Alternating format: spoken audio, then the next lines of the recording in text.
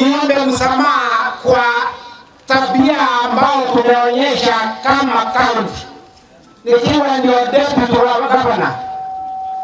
Na tabia hii nikimaliza, nataka kusema bandu wanto twabula chikura na mheshimiwa Machombo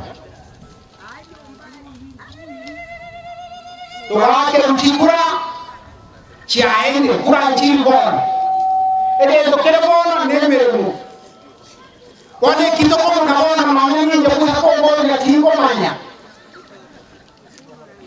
ni bahari tu ambao iko na mawimbi.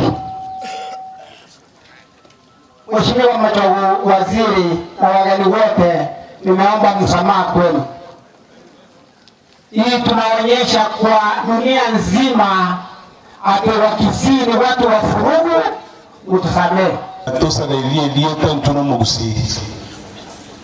Siasa ile ambayo inapigwa katika kaunti ya Kisii kwa somo Gusii mugema tuwasali ile tali Mugusii na ndio kwenda kwa ndase amatabao tuangame elinde waseto tuwalekie. Tunaonekana vibaya. Bwana CS, nilikwambia asubuhi mimi nilikaa na deputy president on Friday usiku for more than 3 hours. Na yale maneno tulikuwa tunaongea juu ya Mugusii na ndio picha na vile kitu amekiroro.